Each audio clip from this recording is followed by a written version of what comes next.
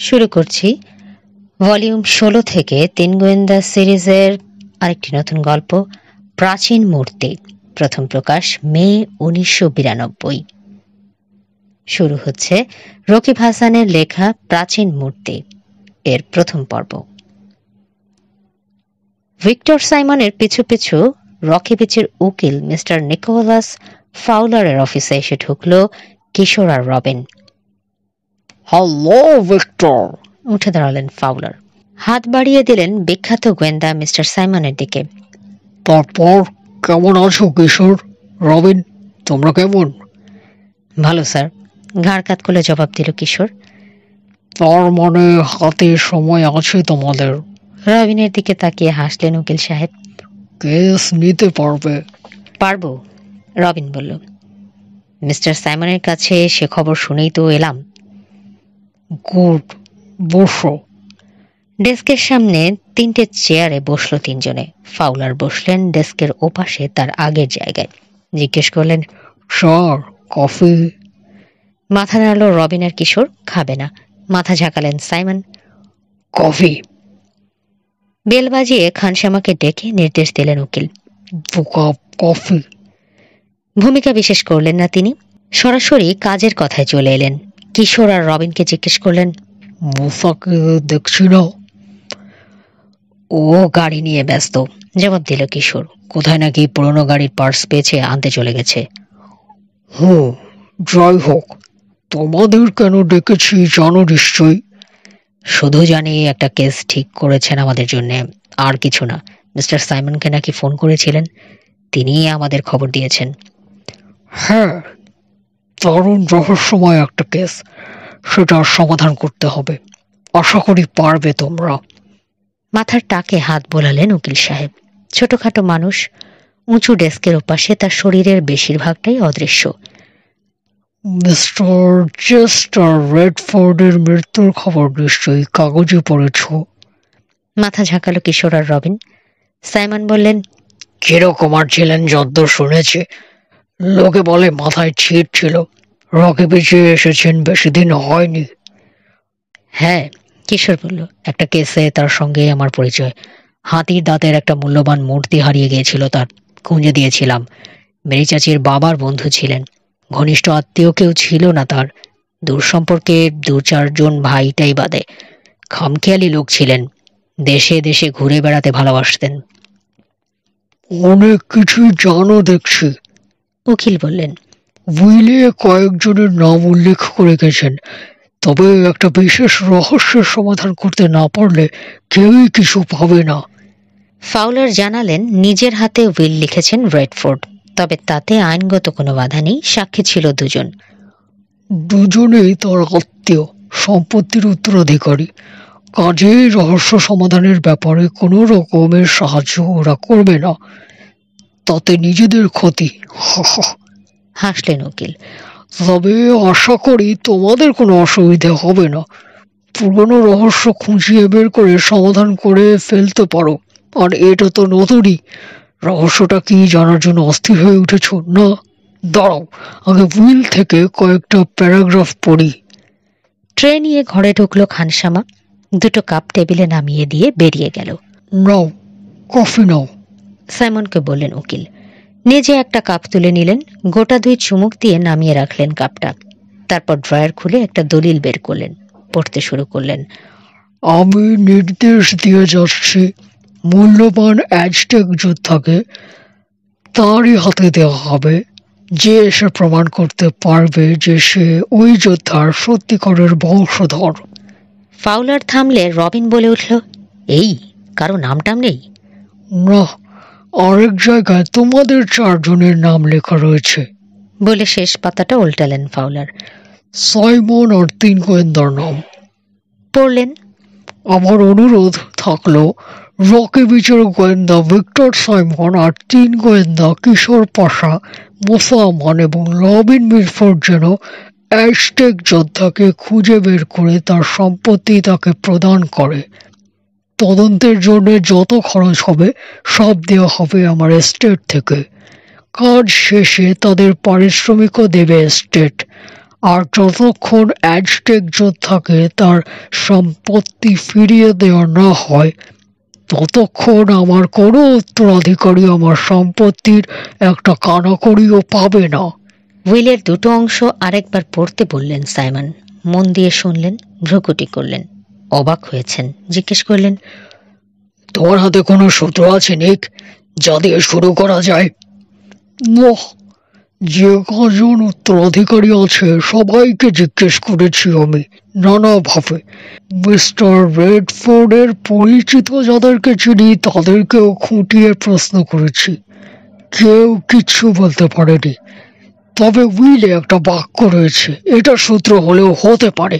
এই যে লেখা আছে, গোয়েন্দাদেরকে অবশ্যই পিন্টো আলভারেজকে খুঁজে বের করতে হবে। দলিলের একটা কপি দেয়া যাবে কিনা জানতে চাইলেন সাইমন।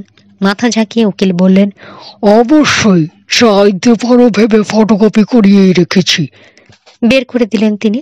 এই নাও, যেসব জায়গায় তোমাদের কথা লেখা আছে তোমাদের প্রয়োজন হবে বুঝেছি, দাগ দিয়ে রেখেছি। দলিলটা মন দিয়ে পড়তে শুরু করলেন সাইমন। কিশোর জিজ্ঞেস করলো, নাম শুনে তো মনে হচ্ছে স্প্যানিশ। লোকটা কে বলতে পারবেন? না, জবাব দিলেন উকিল। অ্যাজটেক যোদ্ধা কে, কি তার সম্পত্তি, এ ব্যাপারে কিছু জানেন কিনা জিজ্ঞেস করলো রবিন। কিছুই বলতে পারলেন না উকিল। পুরনো কোনো মূর্তি টুর্তি হতে পারে, আন্দাজ করলো কিশোর। কি জানি, মিস্টার রেডফোর্ডের বাড়িতে তেমন কোনো মূর্তি নেই। ফাউলার বললেন, স্টাফ করা কোনো পাখি বা জন্তু আছে? ডানাওয়ালা সাপ পবিত্র ছিল আইজটেকদের কাছে। ওরকম কিছুই পাইনি মিস্টার রেডফোর্ডের বাড়িতে। ফাউলার বললেন, কোনো ছবিও না, এমন কিছু চোখে পড়েনি অ্যাজটেক যোদ্ধাদের সঙ্গে যার বিন্দুমাত্র সম্পর্ক আছে। জটিল এবং মজার একটা রহস্য। আগ্রহী হলেন সাইমন। বললেন, নিক, কেসটা নিলাম। আমি আর 3 গোয়েন্দা মিলে কাজ করলে সমাধান করে ফেলতে পারবো, সময় লাগবে না। ভেতরে ভেতরে উত্তেজিত হয়ে উঠেছে কিশোর। বেশ কিছুদিন ধরে রহস্য না পেয়ে নিরাশ হয়ে পড়েছিল। হঠাৎ করে এরকম একটা পেয়ে যাবে ভাবতেও পারেনি। পুলকিত হয়ে উঠেছে। সাইমনকে জিজ্ঞেস করলো, কখন থেকে কাজ শুরু করব স্যার? পারলে এখন থেকেই করো। তাহলে রবিনকে নিয়ে একবার রেডফোর্ড স্টেটে যেতে চাই এক্ষুনি। দেখা দরকার, কোনো সূত্র মিলতে পারে। উকিল বললেন, তিনি ওদেরকে নিয়ে যেতে রাজি আছেন। সাইমন জানালেন যেতে পারবেন না, আরেক জায়গায় জরুরি অ্যাপয়েন্টমেন্ট আছে। দরকার হলে পরে যাবেন রেডফোর্ড স্টেটে। তাছাড়া কিশোর যখন যাচ্ছে তার নিজের আর যাওয়ার তেমন প্রয়োজন আছে বলেও মনে করছেন না। সাইমন চলে গেলেন তার কাছে।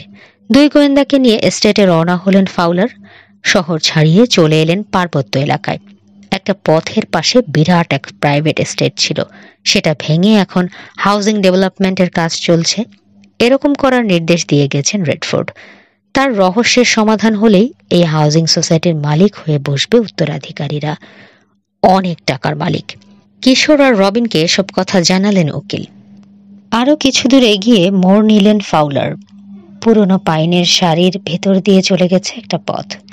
সেই পথ ধরে চলে এলেন বিশাল এক বাড়ির সামনে। ভিক্টোরিয়ান আমলের বাড়ি, চারপাশ ঘিরে পাতাবাহারের বেড়া। গাড়ি বারান্দায় গাড়ি রেখে নামলেন উকিল। 2 গোয়েন্দাও নামলো। চওড়া আর অনেক উঁচু সিঁড়ি বেয়ে সামনের বারান্দায় উঠে এলো 3 জনে। সদর দরজার হুড়কো খুললেন ফাউলার। ছেলেদেরকে নিয়ে ভেতরে ঢুকলেন। ভেতরটা আকর্ষণীয়। চকচকে পলিশ করা মেহগনি কাঠের আসবাবপত্র, বড় বড় জানালায় টকটকে লাল মখমলের পর্দা। ছাদের সামান্য নিচ থেকে শুরু হয়েছে, নেমে এসেছে মেঝের কাছাকাছি। এত বড় জানালা। অনেক বড় একটা ফায়ারপ্লেসের পাশে দাঁড়িয়ে রয়েছে মস্ত এক টেবিল ঘরের এক কোণে। ব্যাচেলরদের বাড়ি যা হয় তাই, ফাউলার বললেন। খোঁজো, সূত্র খুঁজতে খুঁজতে বুঝে যাবে কিভাবে বাস করতে পছন্দ করতেন মিস্টার রেডফোর্ড। বাড়ি ঘরের কাজ করার জন্য অনেক লোক রেখেছিলেন তিনি। তাদের মাঝে মহিলাও ছিল, তবে কোনো কিছুতেই যাতে কোনো মেয়েলি ছাপ না পড়ে সেদিকে কড়া নজর রাখতেন তিনি। তেমন কিছু করতে গেলে কাজ থেকে ছাড়িয়ে দিতেন মহিলা সার্ভেন্টদেরকে। প্রথমে একতলার ঘরগুলোতে দ্রুত চক্কর দিয়ে এলো কিশোর আর রবিন। আন্দাজ করার চেষ্টা করলো কোনখান থেকে খোঁজা শুরু করলে সুবিধে হয়। টেবিল আর ছোট বড় বেদির ওপর সাজিয়ে রাখা হয়েছে অনেক ধরনের মূর্তি, মধ্যযুগীয় রোমান যোদ্ধা, 1800 শতকের ওয়েস্টার্ন বন্দুকবাজ, কাউবয়, কুস্তিগির, ঘোড়সাওয়ার, সৈনিক, এসব। কি বুঝলে? জিজ্ঞেস করলেন ফাউলার। হলে অপেক্ষা করছিলেন ছেলেদের জন্য। নিশ্চয়ই দেওয়ালে ঠুকে ঠুকে দেখেছো চোরাকুঠুরি আছে কিনা। দড়ম করে কি আছড়ে পড়ল উপরতলায়। বিকট শব্দ, পুরো বাড়িটা যেন কেঁপে উঠল। কি হলো? রুকুঞ্জকে ফেলেছে কিশোর। কি জানি। আনমনে মাথা নাড়লেন ফাউলার। চলো তো দেখি। একবারে দুটো করে সিঁড়ি টপকে দৌড়ে উঠে এলো ওরা দোতলায়। আলাদা হয়ে গিয়ে ঘরগুলোতে খুঁজতে শুরু করলো। কোনো ঘরে কিছু পড়ে থাকার চিহ্ন দেখা গেল না। চিলেকোঠায় ওঠার সিঁড়ি ঘরের দরজা খুলে ফেললেন ফাউলার। উঠতে শুরু করলেন। পিছে চলল দুই গোয়েন্দা। চিলেকোঠায় ঢুকে থমকে দাঁড়ালো। অসংখ্য বাক্স আর পুরনো আসবাব স্তূপ হয়ে আছে। তার মধ্যে বড় একটা মেহগনি কাঠের দেরাজ উল্টে পড়ে রয়েছে। নিচে চাপা পড়েছে একজন মানুষ। বেরিয়ে আসার চেষ্টা করছে, পারছে না। মরে গেল তো, চেঁচিয়ে উঠল রবিন। লোকটাকে বের করে আনার জন্য লাফিয়ে এগোলো কিশোর। তাকে সাহায্য করতে গেল রবিন আর ফাউলার। তুলে সোজা করে রাখলো দেরাজটা। তারপর তাকালো লোকটার দিকে। মাঝবয়সী একজন লোক, রোগা, শরীর নড়ছে না আর, এখন বেহুশ হয়ে গেছে। কপাল কেটে রক্ত ঝরছে, চেহারা ফ্যাকাশে। তাড়াতাড়ি হাঁটু গেড়ে বসে নাড়ি দেখল কিশোর। নাড়ির গতি ক্ষীণ। অ্যাম্বুলেন্স ডেকে হাসপাতালে পাঠানো দরকার, ফাউলার বললেন। এখানে কি করতে এসেছিল? চেনেন? জিজ্ঞেস করল রবিন।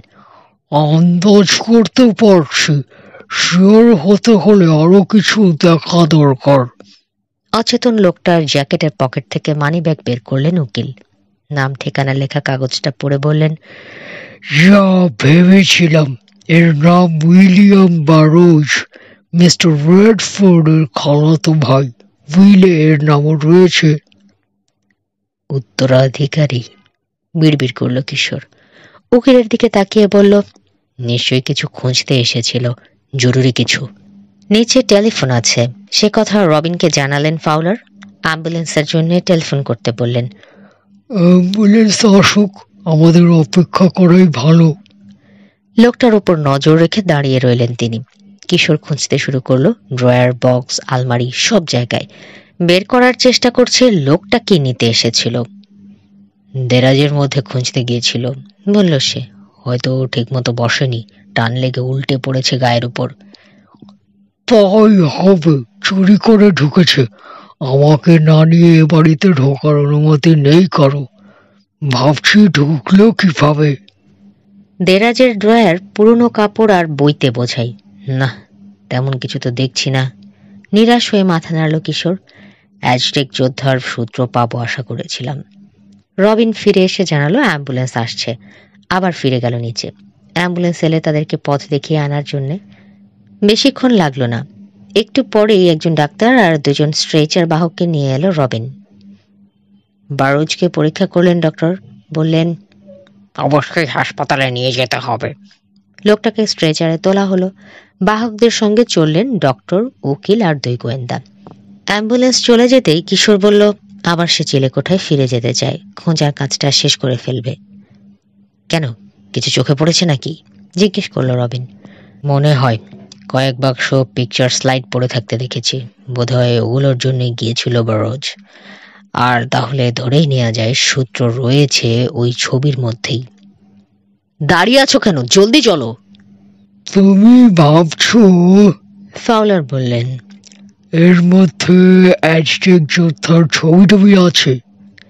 চিলেকোঠার দরজায় পৌঁছে গেল ওরা। কিশোর বলল, হ্যাঁ, হয় লোকটার নয়তো জিনিসটার।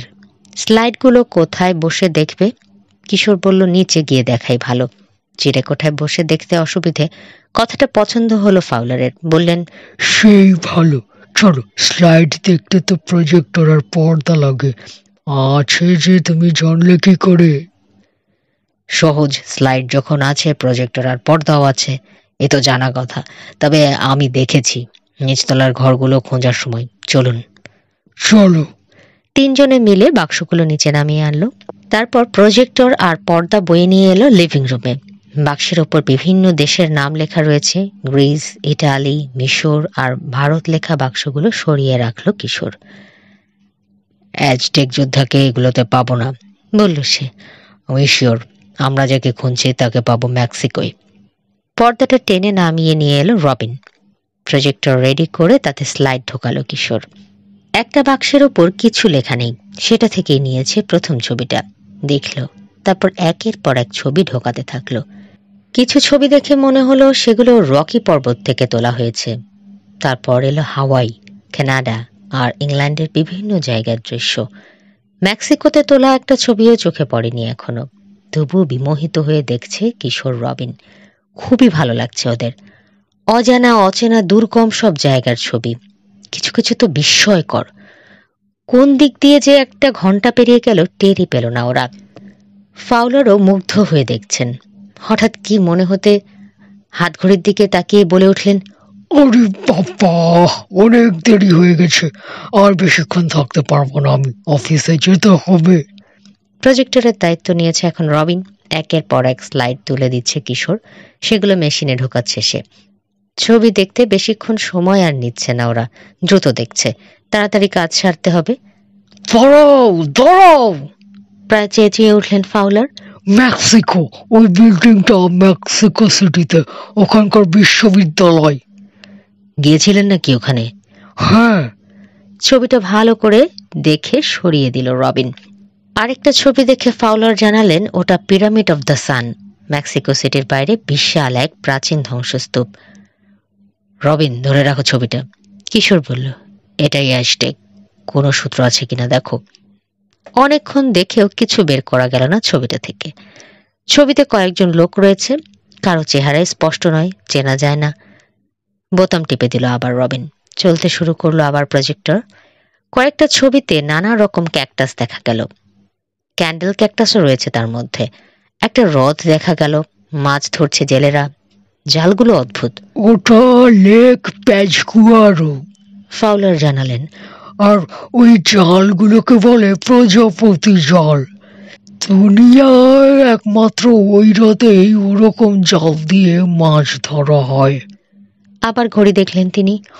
আর তো বসতে পারছি না আমি, এবার যেতে হয়। বাকি ছবিগুলো দেখার জন্য আবার না হয় এক সময় ফিরে আসা যাবে। আমরা থাকি, অনুমতি চাইল কিশোর। ছবিগুলো দেখেই যাই আমি আর রবিন, অসুবিধে আছে? হাসলেন উকিল সাহেব। ব্যক্তিগতভাবে আমার কোনো অসুবিধা নেই, কিন্তু আমি একটা দায়িত্ব পালন করছি। একজনের সম্পত্তি আমার কাছে গচ্ছিত রয়েছে, লোকে জানলে খুব সমালোচনা করবে। কিশোর কথা বলছে, সময় নষ্ট না করে এই সুযোগে কয়েকটা স্লাইড ঢুকিয়ে দিয়েছে রবিন। দুটো লোককে দেখা গেল পাশাপাশি দাঁড়িয়ে থাকতে।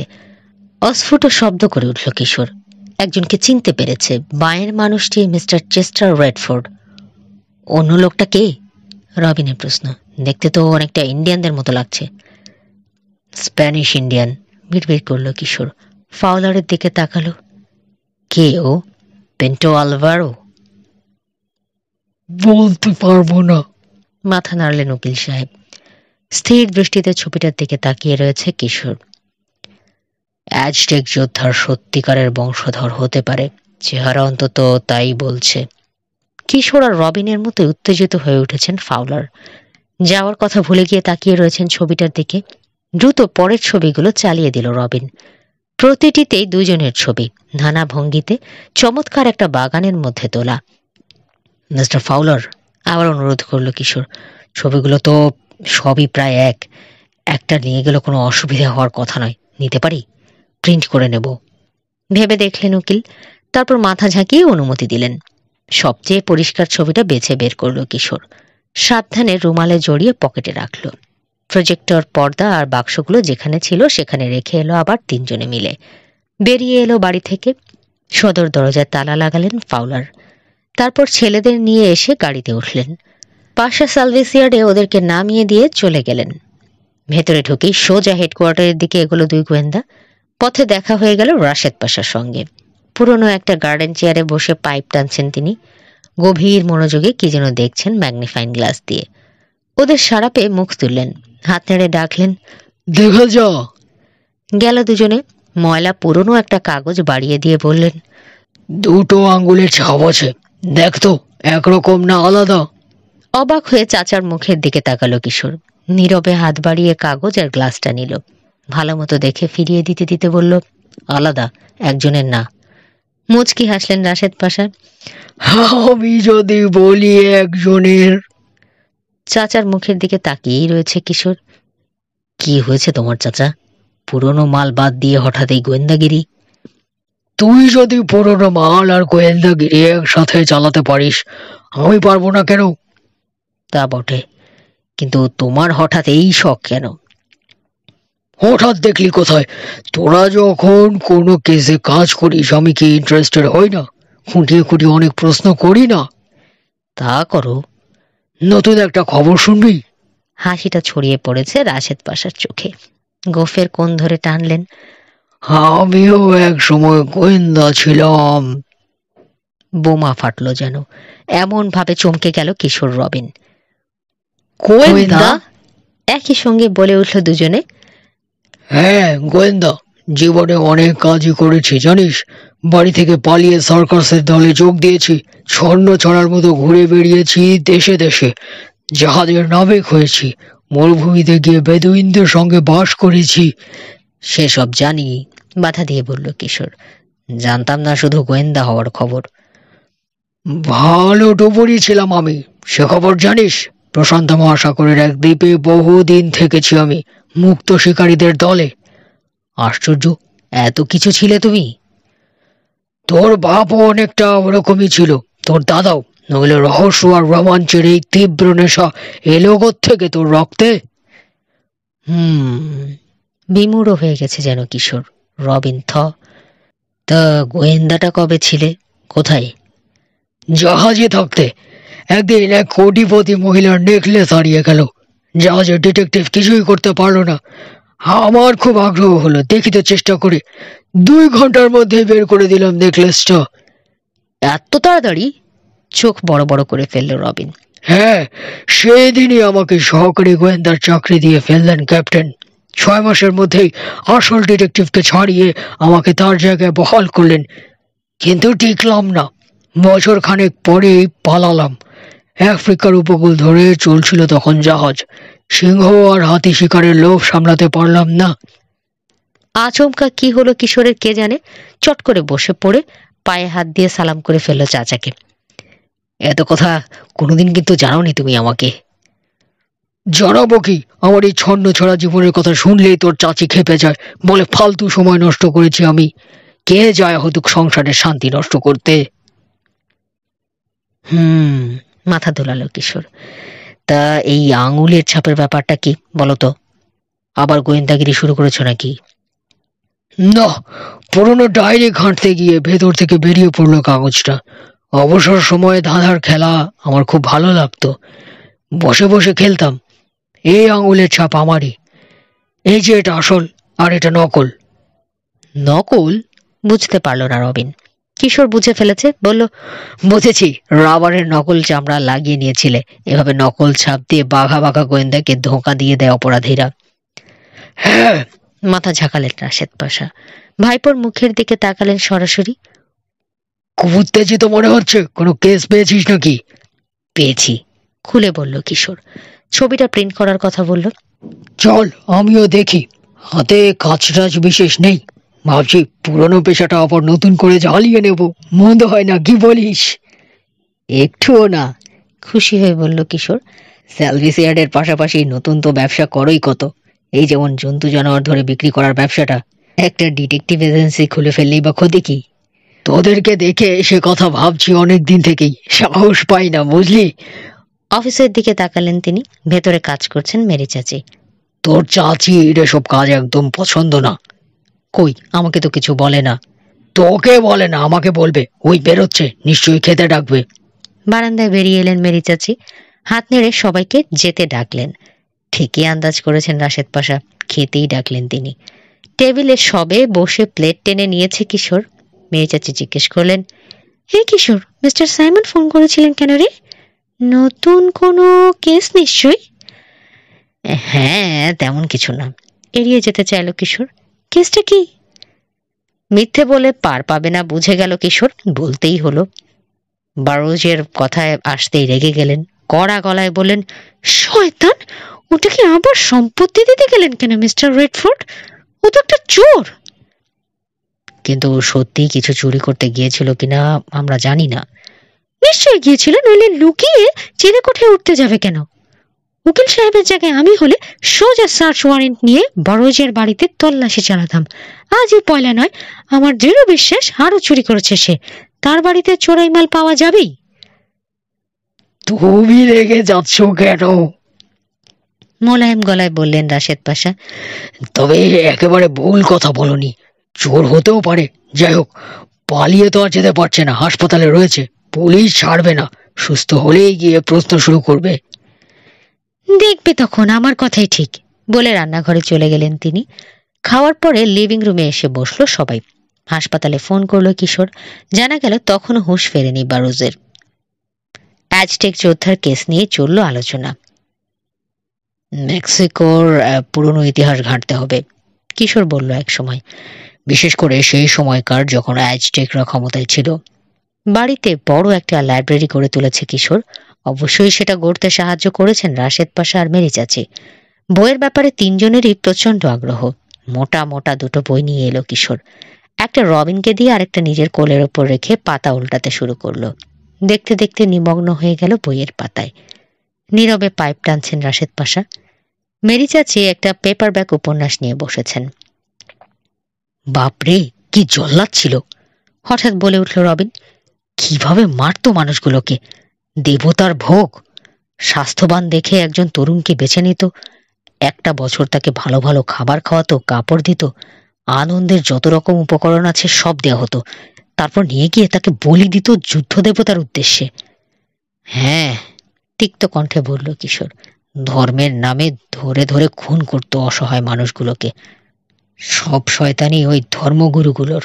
ধর্মযাজক না ছাই, আস্ত পিশাচ এক একটা। পুরনো আমলের নরবলি নিয়ে কিছুক্ষণ আলোচনা চলল। তাতে রাশেদ পাশা আর মেরি চাচিও যোগ দিলেন।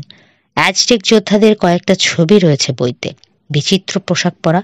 একটা দেখিয়ে রবিন বলল, দেখো দেখো, কি অদ্ভুত! রঙিন ছবি, কাকাতুয়ার পালকের মুকুট মাথায়। গায়ের খাটো জামাটাও তৈরি হয়েছে কাকাতুয়া আর কিছু দুর্লভ পাখির পালক দিয়ে। সোনার সুতা দিয়ে গাঁথা হয়েছে পালকগুলো। এছাড়াও জায়গায় জায়গায় সোনার কারুকাজ। আরেকটা ছবিতে দেখা গেল পুরো এক স্কোয়াড্রন যোদ্ধা, পরনে জাগুয়ারের চামড়ার তৈরি ইউনিফর্ম, হাতে বর্ম, তাতেও সোনার কারুকাজ। প্রজাপতি আর সাপের প্রতিকৃতি, পায়ে চামড়ার স্যান্ডেল, তাতে সোনা। সোনার ছড়াছড়ি, প্রচুর স্বর্ণখনির মালিক ছিল ওরা, বোঝা যায়। মন দিয়ে দেখছে কিশোর আর রবিন। এই সময় ইঞ্জিনের শব্দ হলো। বিকট শব্দ করতে করতে অফিসের কাছে এসে থামলো গাড়িটা। হাসলো কিশোর, নিশ্চয়ই মূসা। উঠে জানালার কাছে চলে গেল রবিন। ঠিকই বলেছ। দরজায় দেখা দিল মূসা। এই যে আছো, ব্যাপার কি? কেস তাহলে সত্যিই মিলল? মিস্টার সাইমন সেজন্যই ডেকেছিলেন? হ্যাঁ, রবিন বলল। তা কি কি করে এলে? তেমন কিছু না, জবাব দিল কিশোর। দেরাজের নিচে চাপা পড়া একজন মানুষকে বের করে হাসপাতালে পাঠিয়েছে, আর একজন অ্যাজটেক যোদ্ধার খোঁজ করছে। বড় হয়ে গেল মূসার চোখ। কিসের খোঁজ করছো? অ্যাজটেক যোদ্ধা। মূসাকে কেসটার কথা খুলে বলল কিশোর আর রবিন। এই যোদ্ধার ব্যাপারটা ভাল লাগছে না আমার। পুরনো ব্যাপার স্যাপার তো, ভূত বেরিয়ে পড়তে পারে। পুরনো বাড়িতে ভূত বেশি থাকে, জানোই তো। মূসা বলল। তবে মেক্সিকোর ব্যাপারটা বেশ ইন্টারেস্টিং। এই হুইলের ব্যাপারটা পাগলামি মনে হচ্ছে আমার। মূসা বলল। তবে মেক্সিকো বেশ মজার। কিছু ইতিহাস আমিও পড়েছি। পুরনো ওই অ্যাজটেকরা কি খেত জানো? না, মাথা নাড়ল রবিন। ফুল মিলিয়ে খাবার রান্না করতো। নাটকীয় ভঙ্গিতে বলল মূসা। রবিন আর কিশোরের কাছে বিদ্যে জাহির করার সুযোগ কমই পায় সে, পেয়ে আর ছাড়তে চাইল না। তাতে নাকি অনেক অসুখ দূর হয়ে থাকে। এই যেমন একাশে ফুল নাকি মেলেনকালিয়া মানে বিষণ্ণতা দূর করে। প্রাচীন অ্যাজটেক ওঝারা বিশ্বাস করত ডিমের সঙ্গে মিশিয়ে তাতে চিনি আর দারুচিনি দিয়ে ভাজা করে খেত। ঠোঁট চাটল সে। টেস্ট খারাপ হবে না, ভাবছি একদিন বানিয়ে খেয়ে দেখবো। কেন, তোমাকে মেলেন কালিয়া ধরলো কবে থেকে? হেসে জিজ্ঞেস করলো কিশোর। আর কোনো ফুল খেত?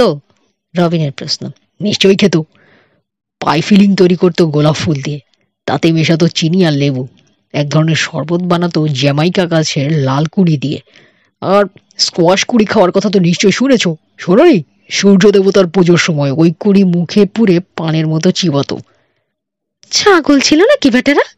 মেরি চাচি বললেন।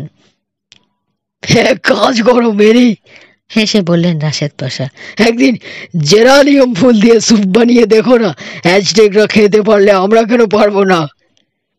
হাসতে শুরু করলো সবাই। হাসতে হাসতে মুসা বলল, কেন এসেছি সেটা শুনলে না?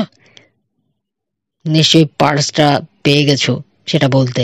কিশোর বলল, চমৎকার হয়ে যাবে এবার ভাঙা গাড়িটা, একেবারে নতুনের মতো। মতো না, নতুনই, তর্জনী নাচিয়ে জোর দিয়ে বলল মুসা। আবার যেতে হবে আমাকে আরেকটা পার্টসের খোঁজে। এদিক দিয়ে যাচ্ছিলাম, ভাবলাম বলেও যাই, জিজ্ঞেসও করে যাই মিস্টার সাইমন ডেকেছিলেন কেন। যাক, তোমরা অ্যাজটেক যোদ্ধাকে খোঁজাখুঁজি করো, প্রয়োজন পড়লে আমাকে জানিও। আগে গাড়ির কাজটা শেষ করে নেই। ঠিক আছে, যাও। বেরিয়ে গেল মুসা। একটু পরেই শোনা গেল তার জেলোপি গাড়ির ভটভট শব্দ।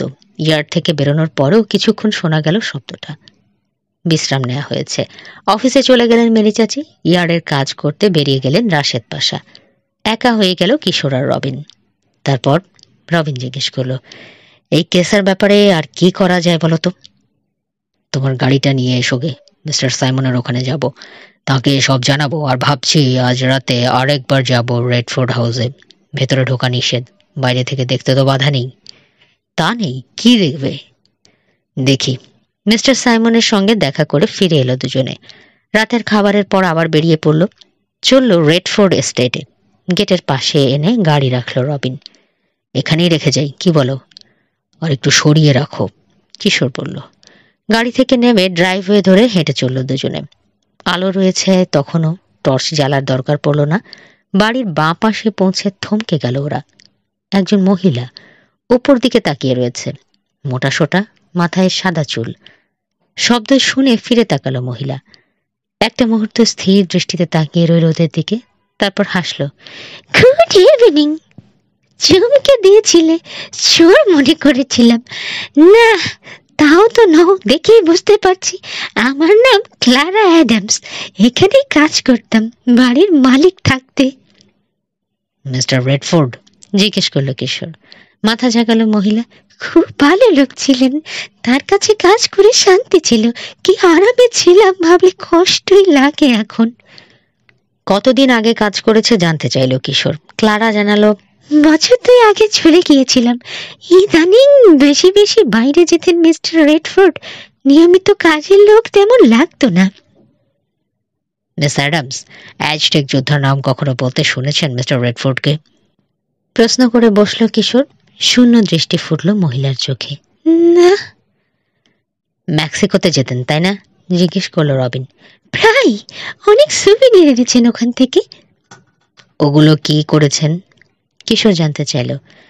কিছু নিজের কাছে রেখেছেন, কিছু দিয়ে দিয়েছেন, একে থাকে। মেক্সিকোর কোনো বন্ধু বা পরিচিত জনের নাম উল্লেখ করেছেন কিনা তিনি কখনো? জিজ্ঞেস করলো কিশোর। মাথা নাড়ল ক্লারা। সত্যি বলতে কি, মিস্টার রেডফোর্ড কথা তেমন বলতেনই না।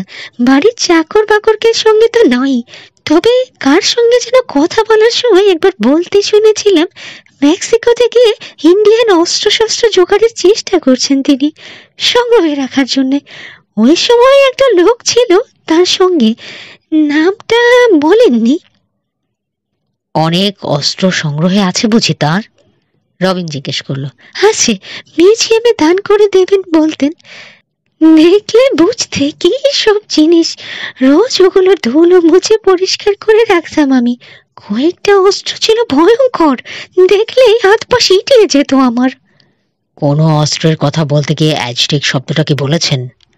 না, শুনিনি। কিছু কিছু অস্ত্র আনা হয়েছে আফ্রিকা আর ইউরোপ থেকে। মেক্সিকো থেকে যেগুলো এনেছেন সেগুলোর নাম বলার সময়ও কখনো ঠিক কথাটা বলেনি। দেরি হয়ে গেল, যাই। তোমাদের সঙ্গে কথা বলে ভালো লাগলো। আপনি কি এখানে প্রায়ই আসেন? প্রশ্ন করল কিশোর। কিশোরের দিকে নীরবে তাকিয়ে রইল কিছুক্ষণ ক্লারা। সন্দেহ করছো না?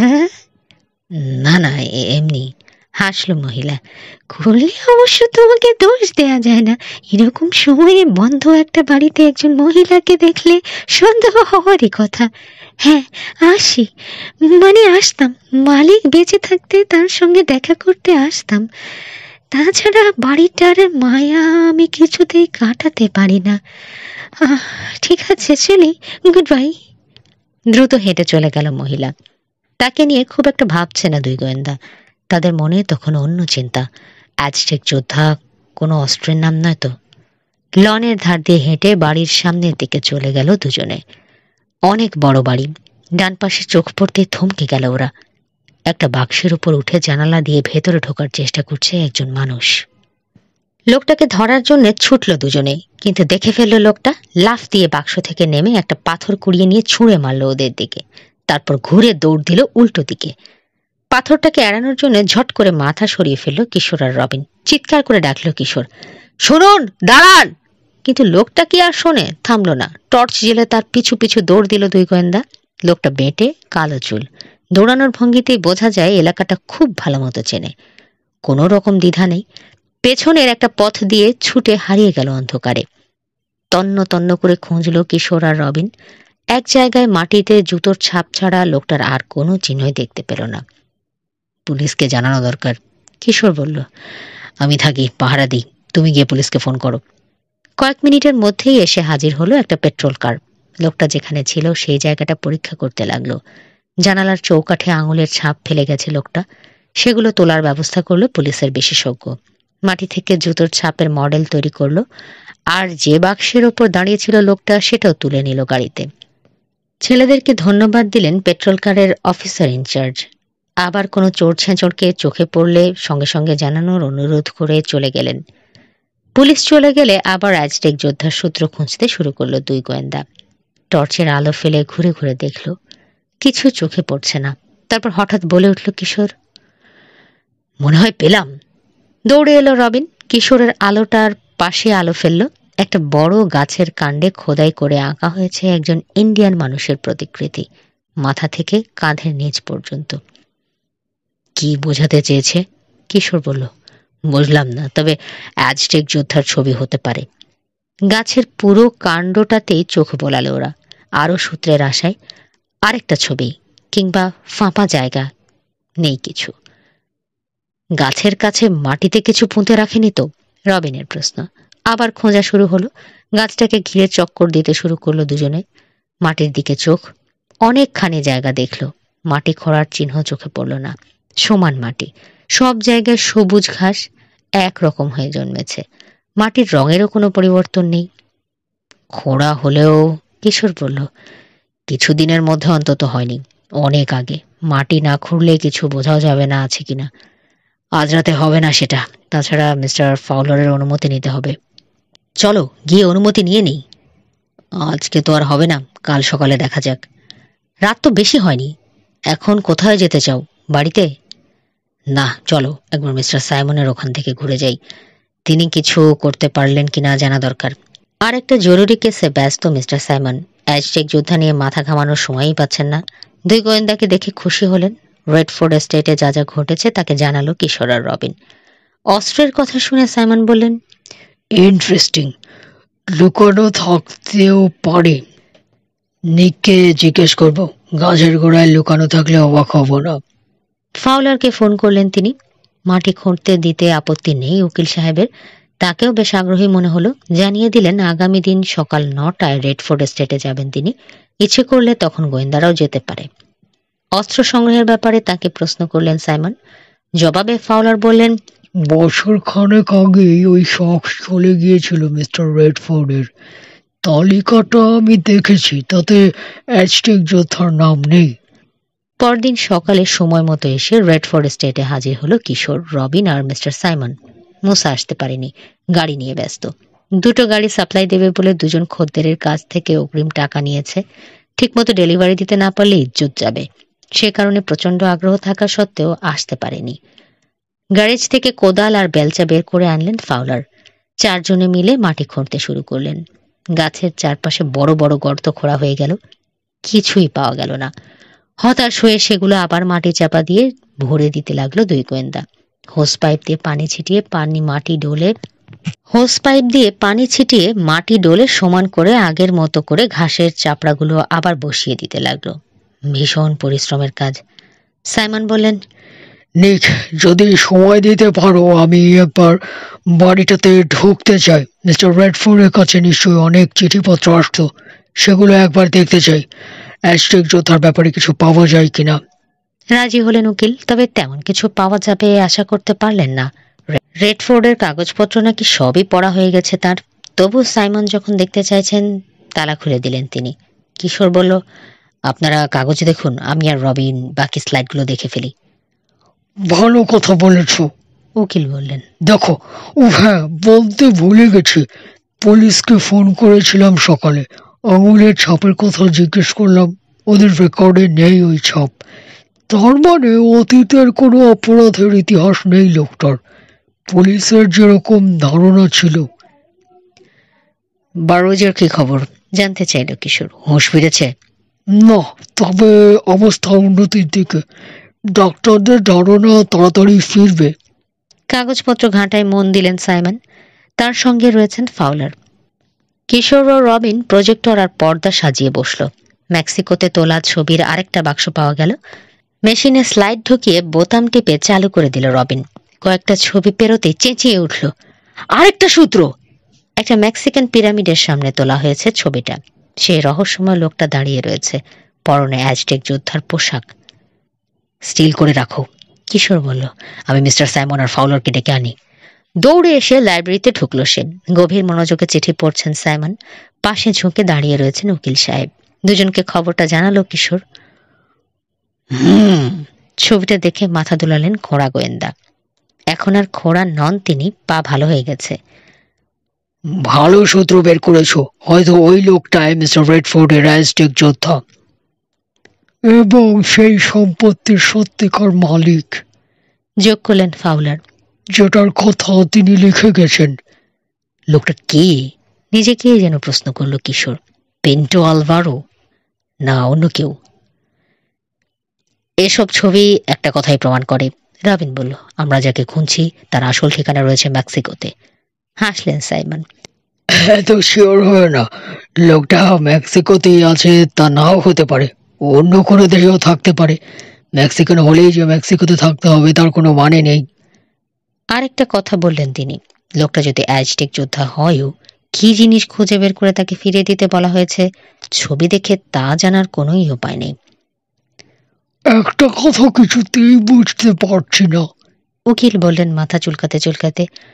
লোকটার নাম কেন উইলে উল্লেখ করলেন না মিস্টার রেডফোর্ড? দুটো রহস্য রেখে গেছেন তিনি। এক, অ্যাজটেক যোদ্ধাকে খুঁজে বের করা। দুই, যোদ্ধার সম্পত্তি খুঁজে বের করা।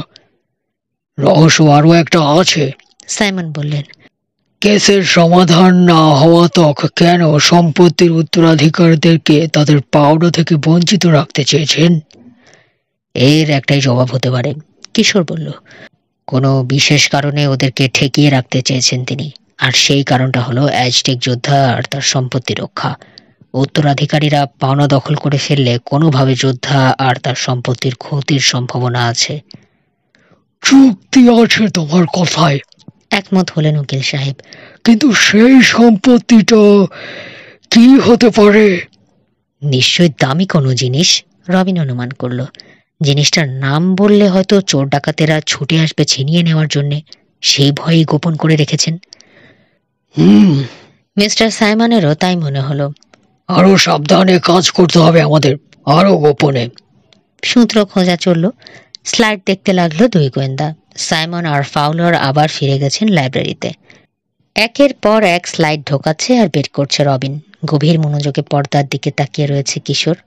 আচমকা হাত চেপে ধরল রবিনের, স্টিল করতে বলল। আরেকটা ছবি আগ্রহ জাগিয়েছে তার। বিশাল এক গাছের নিচে দাঁড়িয়ে রয়েছে রহস্যময় সেই লোক। বাপরে বাপ বলে উঠল রবিন, কত বড় গাছ! কয়েক মিনিট পরে আরেকটা ছবি পাওয়া গেল। আবার সেই লোক, প্রায় ফিসফিস করে বলল কিশোর, যেন জোরে বললে ছুটে পালিয়ে যাবে মানুষটা। লাইব্রেরি থেকে ফিরে এলেন সাইমন আর ফাউলার। ওদেরকে ছবি দুটো দেখানো হলো। চিন্তিত ভঙ্গিতে চোয়াল ডললেন গোয়েন্দা। এখন আমার মনে হচ্ছে লোকটাকে মেক্সিকোতেই পাওয়া যাবে। তার দিকে তাকিয়ে রয়েছে কিশোর আর রবিন, কিন্তু তিনি ওদের দিকে তাকিয়ে নেই। পর্দার দিকে চেয়ে কিছু ভাবছেন। হঠাৎ চোখ ফেরালেন। শোনো, ছেলেদের বললেন তিনি, আমার এখন যাওয়ার উপায় নেই। একটা সিরিয়াস কেসের তদন্ত করছি। উইলে তোমাদেরকেও দায়িত্ব দিতে অনুরোধ করা হয়েছে। যাবে নাকি মেক্সিকোতে? আলভারো ওকে খুঁজতে। হাসিতে দাঁত বেরিয়ে পড়ল রবিনের। আমি এক্ষুনি যেতে রাজি। তোমার গানের অফিসের চাকরি? ছুটি নিয়েছি কয়েকদিনের, বাইরে কোথাও যাওয়ার জন্যই। তবে কোথায় যাব ঠিক করতে পারছিলাম না, পেয়ে গেলাম। গুড। কিশোর, তুমি? প্লেনের টিকিট শুধু হাতে দিন, তারপর আর আমার ছায়াও দেখতে পাবেন না এই শহরে, হেসে বলল কিশোর। সাইমনও হাসলেন। তা দিতে আপত্তি নেই, খরচ তো দেবে রেডফোর্ড এস্টেট। তোমাদের বয়সী অর্থাৎ টিনেজারদের মেক্সিকোতে যাওয়ার কিছু সরকারি অসুবিধে আছে। বয়স্ক কারোর সঙ্গে ছাড়া এই বয়সীদের ঢুকতে দেওয়া হয় না সাধারণত, খুব কড়াকড়ি। দুটো বিশেষ পাসের ব্যবস্থা করে দিতে পারি আমি। সাইমনের কাঁধে হাত রাখলেন উকিল। ভালোই হবে তাহলে। ওরা গিয়ে ওখানে খুঁজুক, আমরা এখানে খুঁজবো। দেখি কোন দল সে রহস্যময় সম্পত্তি খুঁজে বের করতে পারে। দেখা যাবে। কিশোরের কণ্ঠে চ্যালেঞ্জের সুর। সাইমনের দিকে তাকিয়ে বলল, পাস দুটো হলে চলবে না স্যার, তিনটে। ওহো, ভুলেই গিয়েছিলাম, মুসাবাদ পড়ে গেছে। ঠিক আছে ঠিক আছে, তিনটেরই ব্যবস্থা হবে। Thank you sir. যে স্লাইডগুলোতে রহস্যময় লোকটার ছবি রয়েছে সেগুলো নিয়ে গিয়ে প্রিন্ট করার অনুমতি চাইল কিশোর। রাজি হলেন ফাউলার। ইয়ার্ডে ফিরে এলো কিশোর আর রবিন। লাঞ্চের পর হেডকোয়ার্টারে ঢুকলো। স্লাইডগুলো নিয়ে ডার্ক রুমে ঢুকলো রবিন। কিশোর ফোন করতে বসলো মুসাকে। কে? কিশোর? চেঁচিয়ে উঠল মুসা। খুশি খুশি লাগছে তাকে। পেয়ে গেছি, সব পার্টস পেয়ে গেছি। মেক্সিকোতে বেড়াতে যাবে? কি বললে? শুনতে চাইলে পার্সের ভাবনা বাদ দিয়ে এক্ষুনি চলে এসো, আমি আর রবিন আছি। জাহান্নামে যাক গাড়ি, আমি আসছি। মিনিট 15 পরেই শোনা গেল মুসার গাড়ির বিকট ভটভট। ইয়ার্ডে ঢুকলো। মিস ফায়ার করলো কয়েকবার, যেন পিস্তলের গুলি বর্ষণ করলো। খুব সাবধান হতে হবে তোমাকে মুসা, কিশোর বলল। মেক্সিকোর সব খাবার কিন্তু ভালো না, পাকস্থলী জ্বালিয়ে দেবার ওস্তাদ। সব খেতে যাচ্ছে কে? ভ্রুনা ছেলে মুসা। যেগুলো ঝাল কম সেগুলো খাবো। টর্টিলা খাবো, এনচিলাডা খাবো, ওসব নাকি দারুণ খাবার। তবে লাল মরিচের চকলেট সস, ওরে বাপরে! হাত তুলে ফেললো সে। 100 হাত দূরে থাকবো আমি। For making tortillas you will use a meat, and for a bed we will use a peated. ভ্রুকুটি করলো মুসা। নাম কি? পিটেড? তা জেটেরই হোক, আমি বাবু ওই ঘাসের মাদুরে ঘুমোতে পারবো না, আমি অ্যাজটেক নই। হেসে উঠল রবিন আর কিশোর। মুসাও হাসলো। রবিন, কিশোর বলল, দেখো ছবিগুলো শোগুলো কিনা। ডার্ক রুমে গিয়ে কয়েকটা ছবি নিয়ে এলো রবিন। ভেজা রয়েছে। বিছিয়ে দিল টেবিলে। আগ্রহে সামনে ঝুঁকল মুসা। যেসব জায়গায় ছবি তুলেছেন মিস্টার রেডফোর্ড, কিশোর বলল, সবখানে যাব আমরা। তার মানে প্রাচীন কীর্তিগুলো দেখার সুযোগ পাচ্ছি? মুখ তুলল মুসা। হ্যাঁ, সবগুলো না হলেও কিছু কিছু। হাসি দূর হয়ে গেল মুসার মুখ থেকে। সেই জায়গায় ফুটল সন্দেহ। ছবির পিরামিডের সিঁড়িতে আঙুল রেখে বলল, এইখানে আমার ওঠার কথা বলবি না তো? যা সরু রে ভাই, আর যা খাড়া, কোমর ভাঙার কোনো ইচ্ছে নেই আমার। আমারও না, সুর মেলালো কিশোর।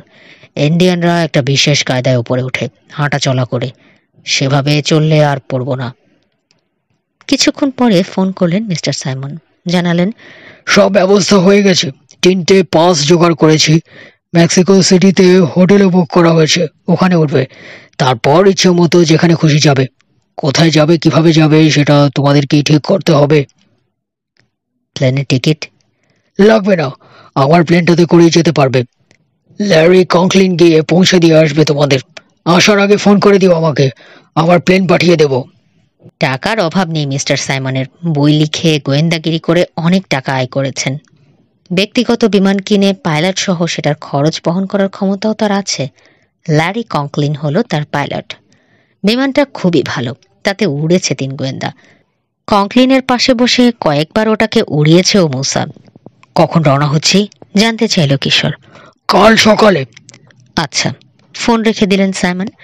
গাড়ির কাজ শেষ করে মুসাকে তৈরি হয়ে নিতে বলল কিশোর। তাড়াতাড়ি বেরিয়ে গেল সহকারী গোয়েন্দা। আরো কিছু ছবি প্রিন্ট করার জন্য ডার্ক রুমে গিয়ে ঢুকলো রবিন। টেবিলের ছবিগুলো কাছে টেনে নিল কিশোর। ম্যাগনিফাইং গ্লাস দিয়ে ভালোমতো পরীক্ষা করে দেখবে নতুন কিছু পাওয়া যায় কিনা। কয়েক মিনিট পর আবার ফোন করলেন মিস্টার সাইমন। জানালেন বারোজের জ্ঞান ফিরেছে, তিনি হাসপাতালে যাচ্ছেন। কিশোরেরা চাইলে আসতে পারে।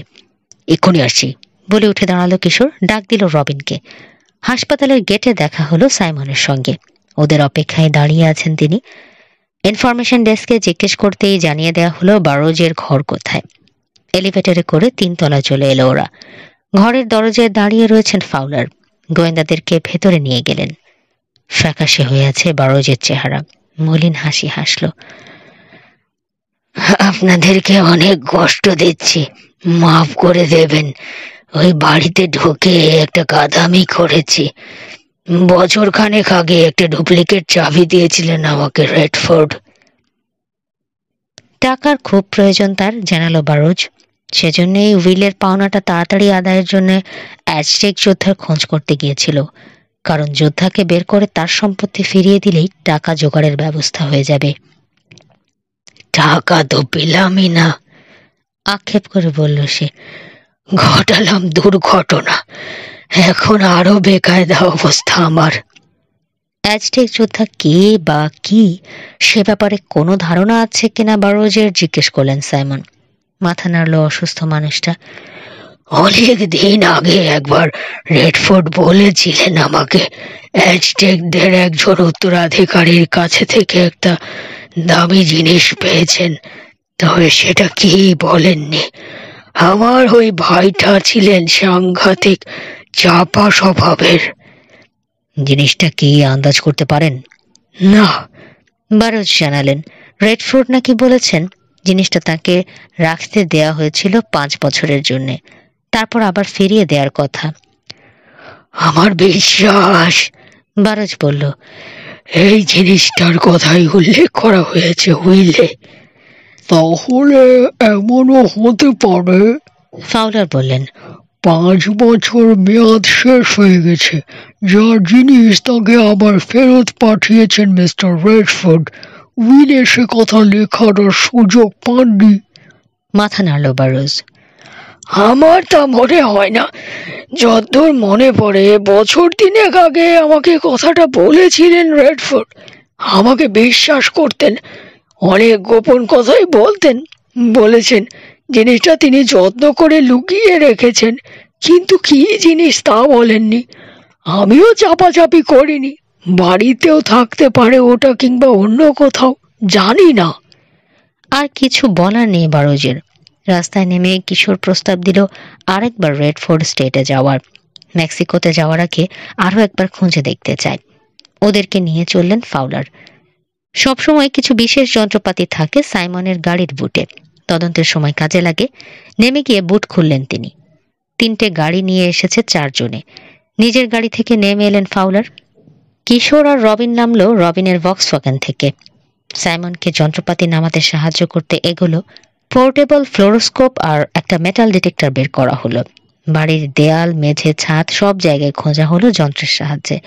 কয়েকবার মিটমিট করে জানান দিল যন্ত্রের বাতি জিনিস রয়েছে, তবে সেগুলোর কোনোটারই কোনো গুরুত্ব আছে বলে মনে হলো না। সারাক্ষণ গোয়েন্দাদের সঙ্গে থাকলেন ফাউলার। কিছুই পাওয়া গেল না দেখে জোরে একটা নিঃশ্বাস ফেলে বললেন, এভাবে হবে না। সমস্ত রহস্যের চাবিকাঠি রয়েছে আমার ধারণা পিন্টো আলভারোর কাছে। সাইমনও একমত হলেন। মনে পড়ল সেই লোকটার কথা, সন্ধ্যাবেলা যাকে তাড়া করেছিল কিশোর আর রবিন। তার কোনো খবর আছে কিনা জিজ্ঞেস করলেন উকিলকে। না, জবাব দিলেন ফাউলার। বেনিফিশিয়ারিদের কেউ হতে পারে ভেবে উইলে যতজনের নাম লেখা রয়েছে সবার খোঁজ খবর নিয়েছি আমি, কেউ আসেনি ওরা, সবারই অ্যালিভাই রয়েছে। হাসলেন তিনি। গোয়েন্দা হবার আপ্রাণ চেষ্টা চালিয়েছি, অযথা, কিছুই করতে পারলাম না। ভুল বললে, হেসে বললেন সাইমন। অনেক কিছুই করেছো, এই যে খোঁজাখুঁজিটা করলে এতে অনেক লাভ হয়েছে।